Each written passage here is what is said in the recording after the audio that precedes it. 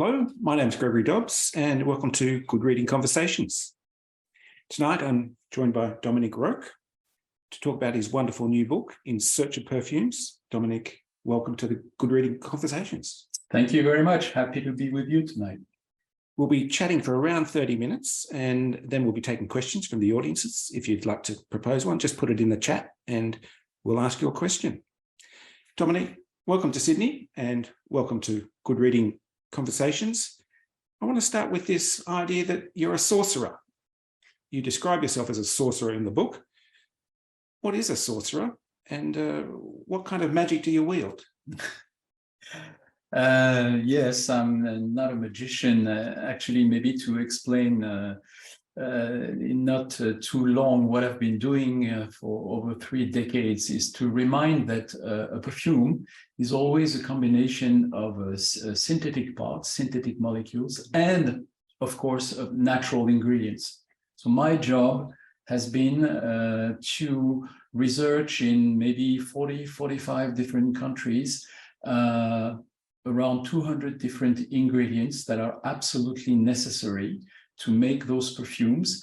So my job was to go all over these places and bring back what we call the ingredients like essential oils or extracts, resinoid, to bring to the perfumers so that the perfumers can use them to create the famous perfumes that we all know, the brands, the Chanel 5, the Lancôme, the Bulgari, all of those. So I'm really the person who takes care of what happens before the bottle. Let's go back to where it all began, I suppose, which is the city of Grasse, the city of perfumes. How did Grasse become the city of perfumes? Well, the history of perfumery is very long. It traces back to the Egyptians or in Mesopotamia, but it's generally considered that around the turn of the 18th century, modern perfumery began. And this is where Grasse, for a series of reasons, became the capital of perfume. There's few reasons for that. One of them is rather interesting, is because the city itself was very close to the lavender fields, and lavender in those times was extremely precious and key to a lot of perfumes, to the point that we generally consider that the birth of modern perfumery is the creation of Eau de Cologne. So we are in 1709. And Eau de Cologne, basically, why is it considered the birth of perfumery? It's because it's a perfume that combines a lot of essential oils, mostly from the Mediterranean, and was to mix them with alcohol. And this is exactly how perfume still works today, which is capturing the essence of plants and keeping them in alcohol so that it's only when you open the bottle that you get really the effect of the perfume. So the Grasse people became the master in that. And it's true that until the beginning of maybe middle of the 20th century, Grasse has been the world capital of perfumes. Things are now, it's a worldwide industry, so things are different today, but Grasse has kept the name, the reputation, and a very rich history in perfumes. So alcohol, in a way, is the carrier of these perfumes, of these fragrances. Yes, completely. At least for Western perfumery. In Arabic countries, for instance, they love alcohol-free perfumes, so they would rely on much more heavy notes. They love to rub rose oil directly on their skin, or agar wood, or this very heavy woody notes. So it's a different approach. But for the Westerners, we've gotten used to having this. The perfumer will create what he calls a juice. In French, we say un jus. And this creation, this combination of molecules will be included around 15% into alcohol. So it's the general effect. The alcohol will bring the freshness. And of course, the composition reveals itself when you open the bottle. Sounds like a wonderful job to have. And another part of your job is to travel around the world, as you said. And In Search of Perfumes takes us just about everywhere and takes the reader on this opportunity to explore all these places, from scented roses to cinnamon, sandalwood, and the mysterious and the familiar, I suppose. But let's start with one, perhaps what I think of as the mother of all fragrances, frankincense. Tell me about frankincense. This is an incredible story, very important personally for me, very important also as a real reason to write this book. Actually, frankincense was an ingredient that I discovered pretty late in 2017 because it grows on trees that are in the Horn of Africa. And most specifically in Somaliland, and it's very difficult to go to these countries. So when finally very dangerous too. And it could be dangerous, yes, it's true. So when I finally found the good partner to go there, and you have to go in specific conditions, you have to be escorted by armed guards, and on we go, and this frankincense is a resin that is obtained from trees that grow high in altitude in the mountains of Somalia. And it's quite a journey to get there. So I had the luck of having with me some of the people who really produce the frankincense. And to do that, you have to climb cliffs, rocks, finally get to the tree. They're not big trees. They're very beautiful. Their bark is very soft. And I could witness how frankincense is produced. It's just with a knife. The person will really scratch the surface of the tree, and immediately you see little pearls like a milk appearing on the wood. And this is the birth of frankincense. Gradually, it will flow, it will grow, it will dry on the air, and maybe coming back 2 or 3 weeks later, the tapper, it's called a tapper, will come back and collect the frankincense. So, but this is the technical reality. But up there on that mountain, that specific day, I suddenly realized that what I was witnessing, the person who was doing it, the tool he was using, the place where we were, nothing had changed in 5,000 years. This is exactly how frankincense was collected when it ended up on the caravans of the Queen of Saba, and the legend is that she brought all of this to King Solomon in Jerusalem. So when you realize this, you realize that perfume has really been with man all of those centuries, and the perfume history is part of mankind history, and it's extremely moving. So frankincense, I'm not sure that many of our listeners, or even myself, would even know what frankincense smells like in isolation. How could you describe frankincense as a fragrance? It is usually what people consider when they say it smells incense, that's what they refer to.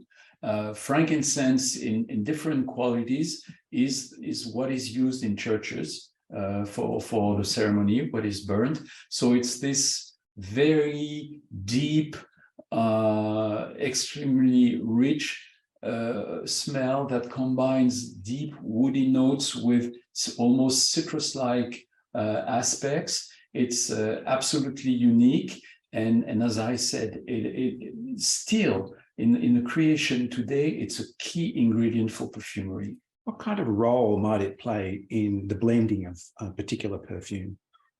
What kind of role would it play in a master perfumer creating a particular perfume? Typically, when you consider the ingredients of what we call the palette of a perfumer, some of them are top notes, some of them are hot notes, and others are bottom notes.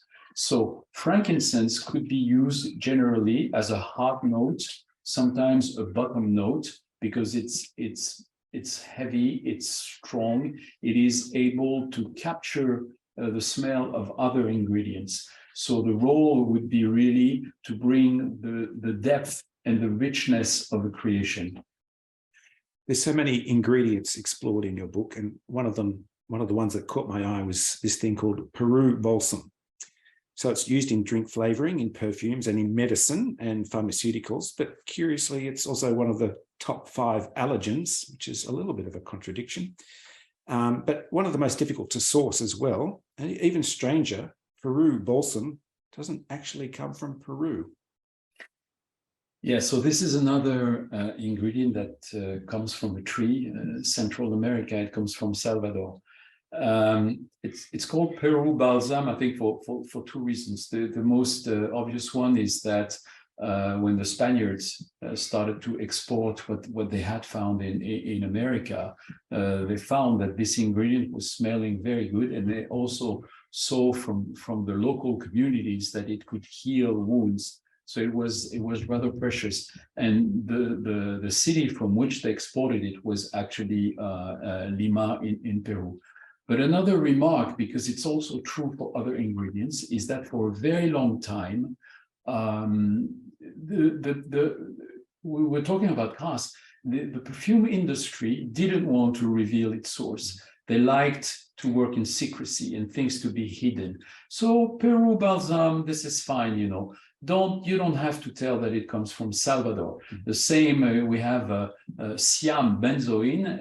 You don't have to learn that it comes from the northern Laos. You protected your source. So like if someone wants to find it, they'll go off to Peru, but won't be successful in actually locating it. Exactly. What are the properties of Peru balsam that make it so sought after? And again, like frankincense, what role does it play in creating a perfume? Very simple. It's one of these few ingredients that have a very strong vanilla aspect, vanilla flavor. And vanilla is usually considered as something you use more in cooking and yogurts or desserts. But it has a key role in perfumery. It brings this gourmand, this extremely warm note that is so present in so many perfumes. And the combination of vanilla with benzoin and Peru balsam allows you to play on all this sort of vanilla secret notes. And that brings me to one of my favorite flavors, vanilla, exactly as you're describing, but this is vanilla, and it's from Madagascar. Madagascar is one of the least developed countries on the planet, and yet it produces one of the most prized flavorings that we all know, and it's used in everything from perfume to ice cream. And there you came upon a really special person, Gigi, the Queen of Madagascar, you call her. Why is Gigi the Queen of Madagascar?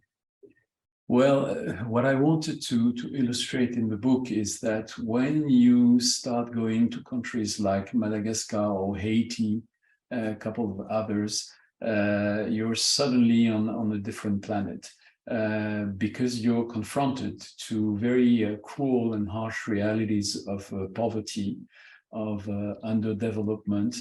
And Madagascar is really heartbreaking in that aspect, because the people of Madagascar are absolutely wonderful, the country is wonderful, and they live in a state of poverty, which is just a real scandal, because they are maintained in poverty, and it's a shame. It's really a shame.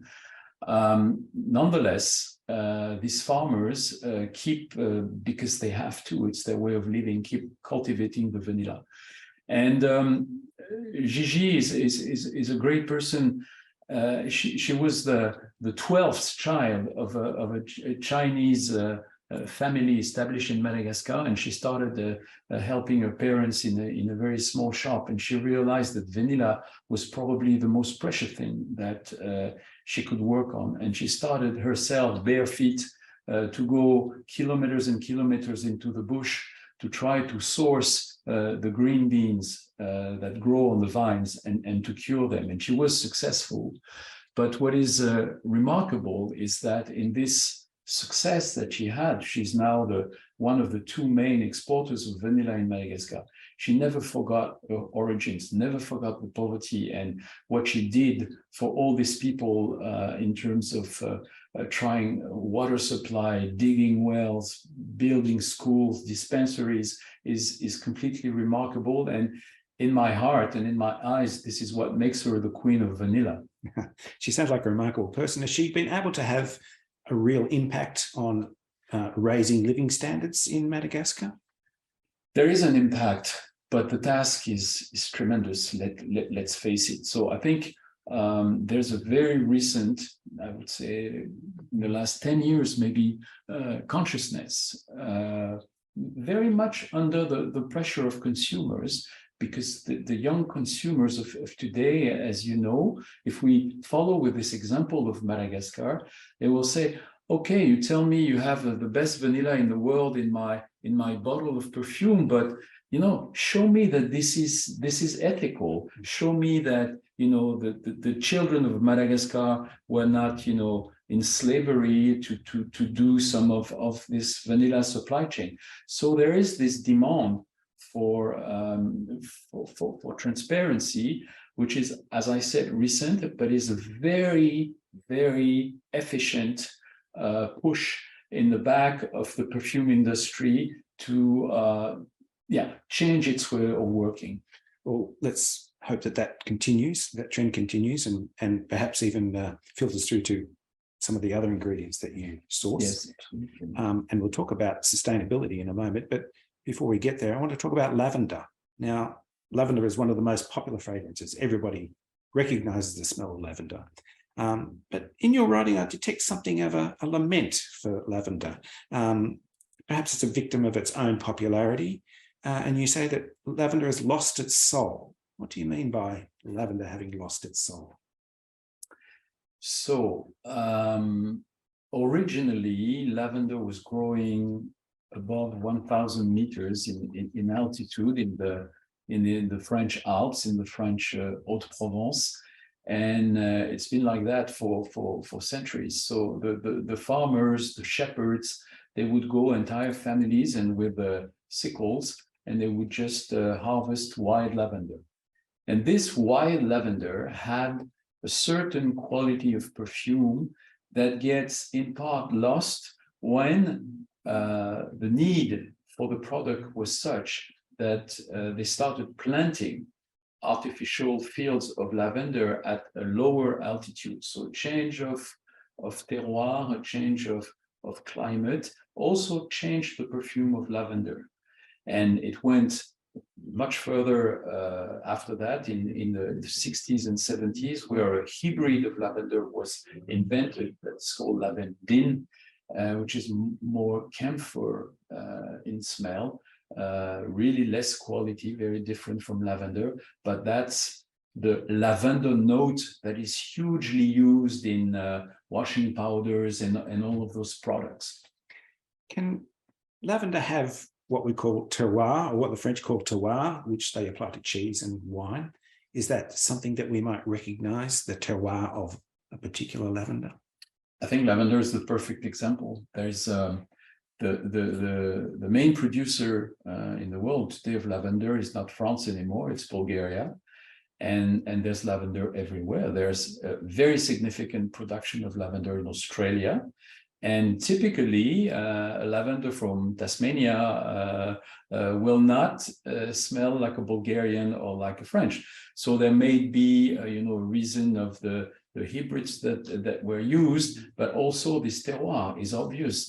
Just the soil, the temperatures at night, in the daylight, the seasons, the rain, the water it receives, everything plays a role. Now, that makes me wonder, for a cultivated nose, what might I find in lavender to have the best experience? If I were to go to the Haute-Provence at altitude, what might I notice about that lavender, which I might not notice about Tasmanian lavender, for example? So here you touch several things, and the most important maybe is that each of us has a different sensibility to sense. So you may find personally there's very little difference between 2 or 3 lavenders you will smell. A perfumer or someone else will say, oh, but come on, it's completely different. It's got nothing to do. So there's this very personal aspect. But let's say that in general, the lavender quality is recognized because it has this extraordinary flowery light and a very light note, while when you decrease in quality, it's more heavy and more camphory. And that's probably the experience we get from things like lavender oil, that more camphory smell. Lavandin oil. oil. Very specific. Yeah. Now we're talking about perfumes, and these are some of the most luxurious things that people can buy on the planet. It's up there with champagne and other fabulous French products. But I wonder, how do you reconcile this, on one sense, this idea of luxury, a luxury good, and at the other end of the spectrum, there's these hardworking people from distant countries producing these raw products. What's the connection between the luxury and this raw product that's produced at the source? Well, thank you for asking me this question, because this is exactly what pushed me into writing this book. This distance between the field and the luxury of the finished products promoted by Julia Roberts or some other celebrity is striking. It's striking because it's the same industry. The lady who picks up roses at dawn in a wet field in Bulgaria is really starting the story that really ends with Julia Roberts in promoting a very famous brand.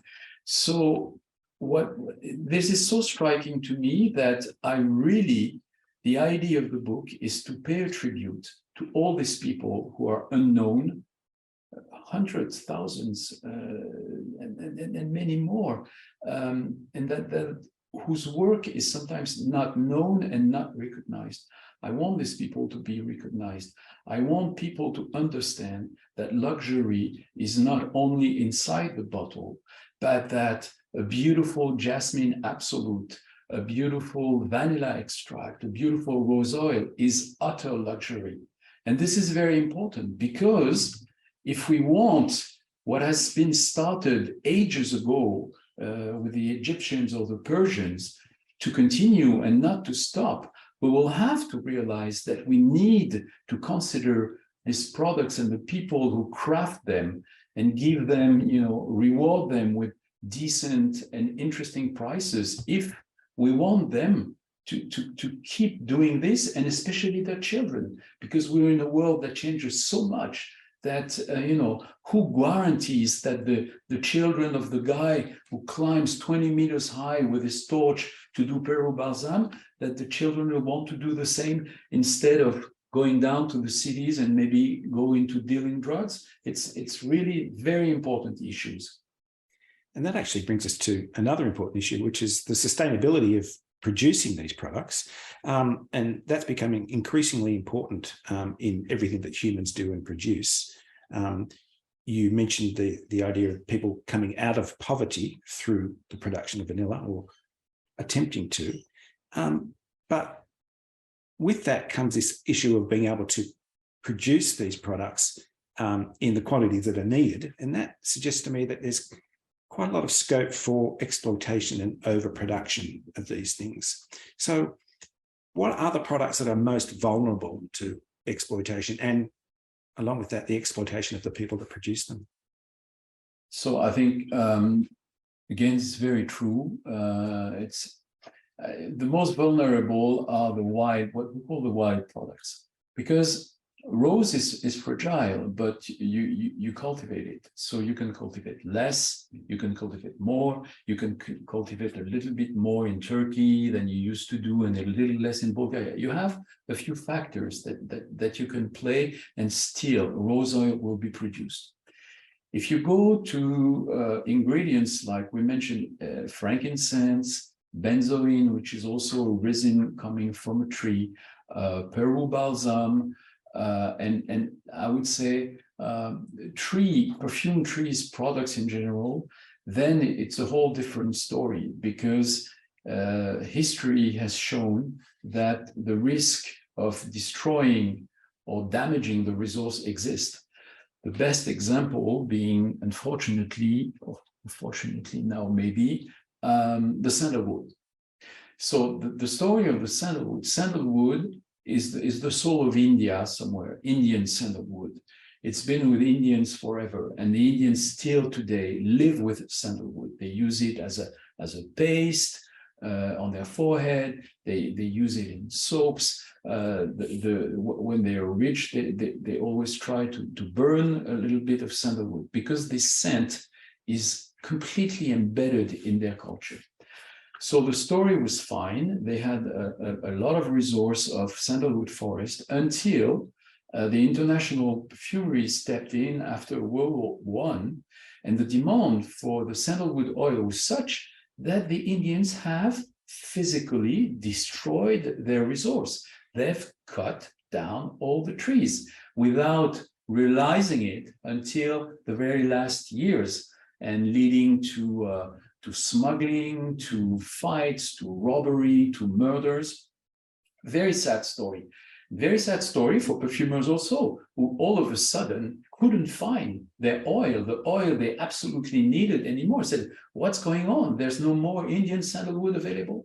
And this is where Australia steps in. This is where the story changes. Yeah, it's where the story changes and turns into a nice story.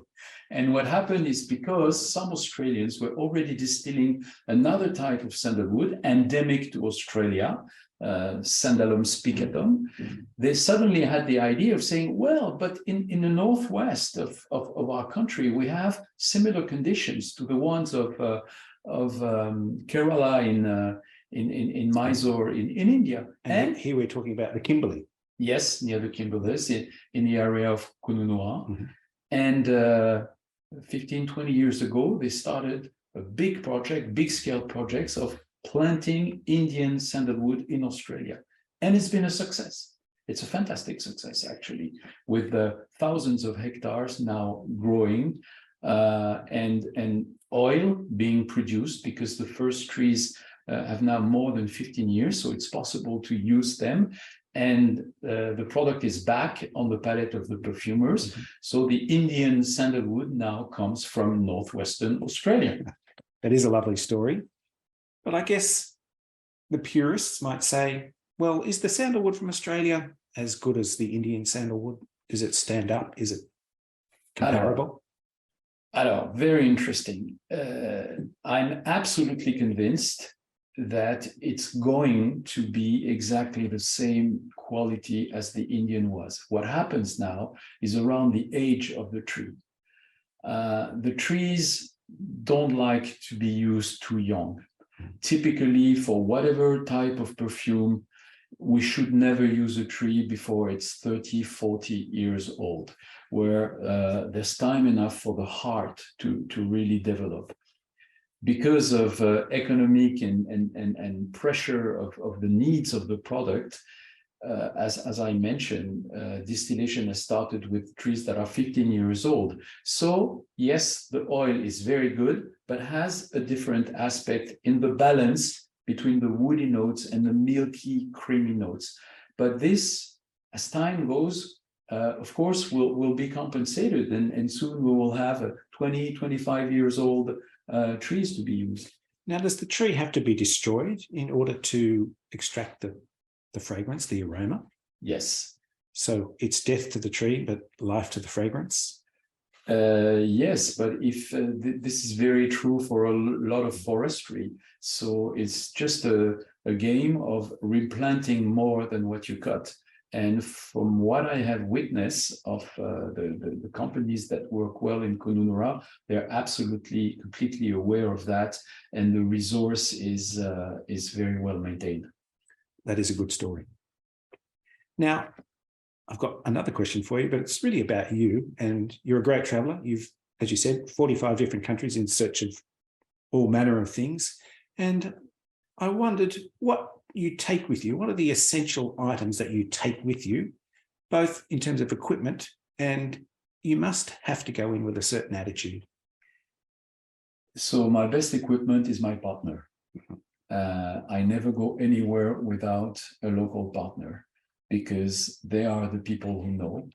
Usually these partners are the people who distillate, extract. Again, if I go back to my example of rose, there are rose fields, there are farmers. These people cultivate, pick up the roses, and then someone needs to turn the flower into oil. And this is where my friend Philippe, that I mentioned in the book, comes into the picture, because he's been doing that forever. He knows how to do it, and he knows everything. He knows what the pickers need. He knows what the good wage is. He knows how to not overuse the land. And so when I come to Bulgaria, I know nothing. I must be humble. Humility is very important, exactly the reverse of what maybe the industry, the perfume industry, a little bit too sure of itself, has been behaving for a long time. So I'm humble. I rely on my partner exactly like I relied on Zara and Grele when I went to Somaliland, and without them, I could never have done it. So the best equipment is your partner. It seems to me that other piece of equipment you might need are patience and the stamina, because on that journey, which took you through the ancient caravan routes in Somaliland and Puntland, you had to climb rocky mountains in search of just a few trees. Yes, but that's the game, if I may say so. In Search of Perfumes, right? You don't always find them easily. But what is fascinating is that wherever you go, whatever the ingredient, you realize that people have been going at it long before you step in. And we should have so much respect for that, because this is beautiful. Again, you know, when I came to Bulgaria, it was in the first years after the end of the communist era, and the country was in ruins physically, you know, and the industry of the rose was almost destroyed completely when it had been glorious. It had been the glory of the country. The rose was a symbol of Bulgaria. There was only Bulgarian oil in the market. And gradually, I could see that these people needed help to revive this industry, to revive this rose cultivation and distillation. And I tried in my way to help. We bought a distillery, which we rehabilitated. We planted some new fields, etc. And really watching this of something that could have been destroyed completely and disappear, contributing to keep the weaving of the tapestry that had started, you know, in the ancient times, is extremely rewarding.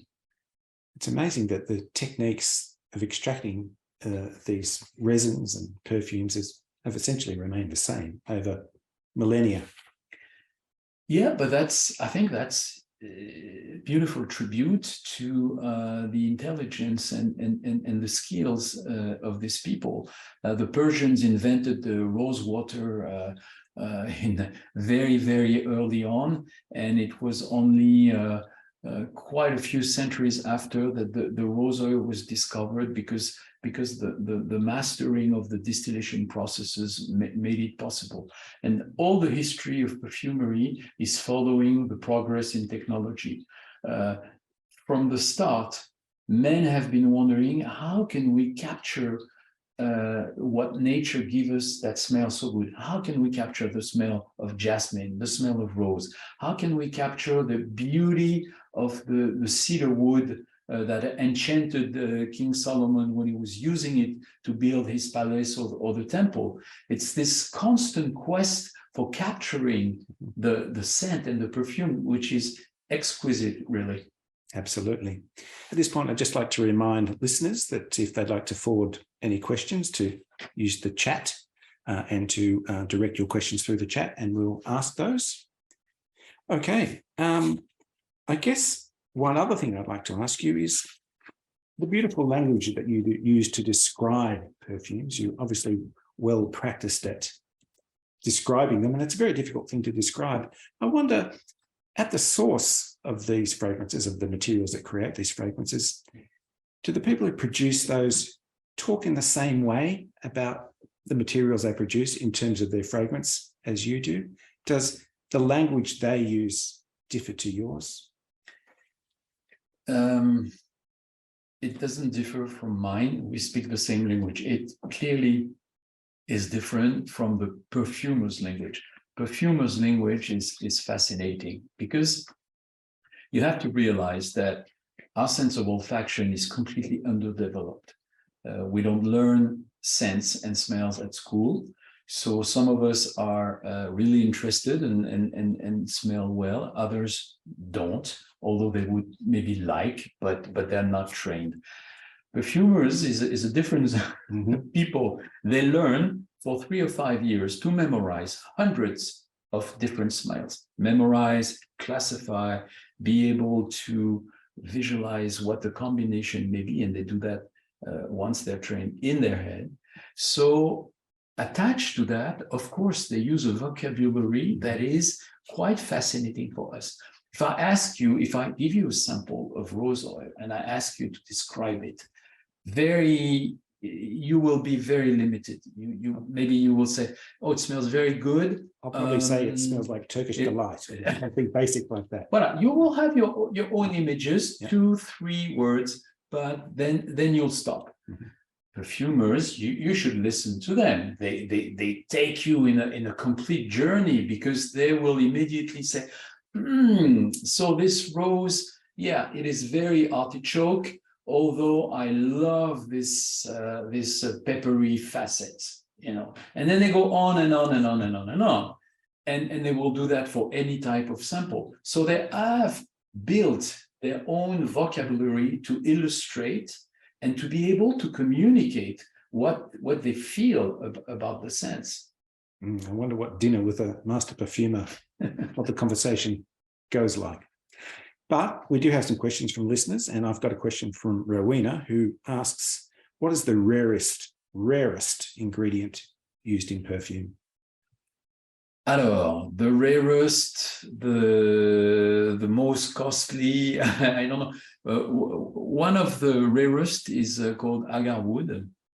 Agar wood is an incredible story. It's a tree from Southeast Asia, which originates from Assam, Bangladesh, which is a very normal tree, except that when it is wounded and insects try to attack it and to bring it fungus inside, it provokes a reaction from the wood, which will, from white, will turn black and load itself with resin, developing very hard pockets of hardwood. And this has been searched like gold for centuries in the mountains of Assam and elsewhere. So people would go into the mountains, they would look for aquilayas, and they would cut them down, cut them open, and if they were lucky, they found the black gold inside. And of course, and sometimes it doesn't work. There's nothing inside. So it's a very costly and precious resource. The yield of oil is very small. You have to distillate for days and days until you get the oil. So, the most precious agar wood oils can cost, $50,000 US a kilo, gives you, a little bit the value. So I would say this is a rare ingredient, at least in its best qualities, because let's say the perfume industry is also very smart and knows how to blend things and dilute them and and try to make you believe that this is the purest agar wood in the world, but in fact it's just watered down. So that also exists. David asks, is it possible that there are ingredients that will be used in perfume that haven't yet been discovered, that haven't been found? Well, thank you for this question, which is often asked. I'm sure there will. But let's be realistic. Most of the interesting scents that are today still on the palette of perfumers have been discovered in the past. The amount of effort, of curiosity, of investigation that has been dedicated to searching scents is amazing. You find reports, especially in the 19th century, when people were still discovering the world. They were trying everything, trying to distillate as soon as something smelled something. They were trying, and there's a lot of things that don't really work, and some do stand. The difficulty of finding something new is it has to be new as in terms of a botanical name, botanical origin, but it has to bring something new. Because some flower high in the canopy, I don't know where, in New Guinea or in Honduras, can smell very nice. So you're very happy, you're very proud, you bring it back, you give it to the perfumer, and the perfumer smells it, thinks for a little while, he says, well, I'm sorry, but if I combine jasmine with gardenia with that, I will get the same. So all that effort wasted. Anne's interested in why some scents appeal to us and smell different to others, and why some scents really appeal to us. Why do some really appeal to us and others don't? I think it's difficult. Well, there are some things are for certain. I'm yet to meet someone who says, I hate vanilla. Okay. And this is incredible because this is worldwide. I mean, the Americans love vanilla, the Australians love vanilla, but the Africans love vanilla also, So vanilla is sort of a consensus. I would say that rose is probably the same, So there are these ingredients that for some reason, for some mysterious reason, attract or appealing to all of us. And then as you dig into the famous palette, you will find ingredients that some people love and some people hate. Cardamom. I know people who absolutely don't like cardamom. Others are in love with cardamom. And I could multiply the examples. So it's hard to say. There's some, when it's general attraction, it's really a little bit mysterious, and then it's very much attached to each of us. And I think it also relates to I talk about it in the introduction of my book, that I think for each of us, perfumes are linked, and our liking or disliking of perfumes is linked to some experiences in childhood and childhood memories, conscious or unconscious. And so maybe if you've been really seduced by the smell of a lilac or the smell of broom, you have this somewhere in the back of your head, and a lot of what you will like and not like will be linked to these initial childhood experiences. And you personally, Dominique, and has a follow-up question to that, is there a smell that you personally can't stand? Not really. You enjoy them all? Yeah. Do you have a favorite? Anne asks. Well, it's not very original, but I've worked so much, so hard, so long for rose that I think definitely I have a tenderness, very special tenderness for rose. Rose. The queen, I think you refer to rose in a particular way, the most beautiful fragrance on the planet, or words to that effect. Yeah, it's possible. Kim asks whether chemistry, the lab, I suppose, that gives us many synthetic scents and flavors that don't exist in nature, does this have the potential to lighten the load on what nature brings to us? Can the lab create these scents that? Alors, clearly, the invention, the discovery of aromatic molecules obtained by synthetic means has completely changed perfumery, and that happened around the middle of the 19th century. Today, all perfumers, no exception, say they need synthetic notes to build their formulas, because if they would only play with naturals, something would be lacking. The problem is that synthetic in general are much less costly than natural. So the trend of using more and more synthetics has been extremely strong, especially from the 50s into the 80s, and leading to some perfumes that people started to say, but what is this? You know, this is disgusting. I don't like that. And so there is, ever since, there a reverse effect of coming back to the richness of natural. So you build a nice skeleton that gives structure to your perfume, and you aggregate a lot of natural ingredients. And the reality is that the most successful perfumes these days are what we call the parfumerie de niche perfumes, where people are really investing money in the cost of the juice, you know, and putting large or significant quantities of jasmine, of orange blossom, of sandalwood, because all these ingredients are costly. I've got a question, and I just wonder whether, well, actually, I think it's Kim who has the question, but I think it's a good one. Is there such a thing as a sophisticated nose? And can that sophisticated nose, of, for example, with a master perfumer, pick the difference between a synthetic smell, a synthetic fragrance, and a natural one? If it's a perfumer, he will immediately tell you. Okay. You know, if I'm not a perfumer, and I'm not, you know, and I'm far from that. I just have gotten used to traveling and smelling. But if you give me a synthetic rose and a natural rose, I can tell you immediately the difference. Perfumers can tell you amazing differences. They will immediately recognize a Turkish rose from a Bulgarian, from a Moroccan. So recognizing synthetic from naturals, of course they do. Of course they do.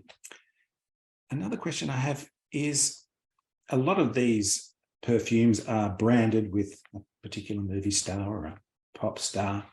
I wonder, do any of those celebrities actually have any input into what that fragrance might turn out to be? That's a good question. I'm not in all those secrets. I think they'll probably ask what they like, what they don't like, and if they have.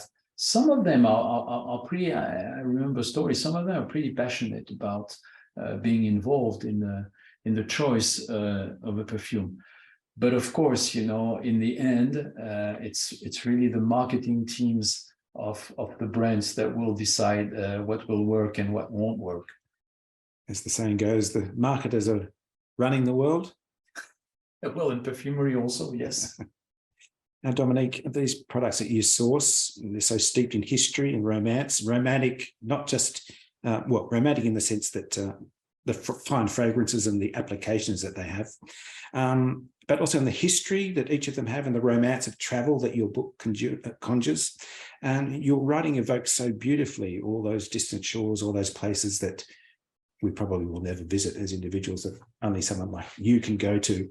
And Dominique, I want to thank you so much for bringing all these stories, the people, the places, the history, and of course, the beautiful fragrances. So thank you for joining us on the Good Reading Conversation.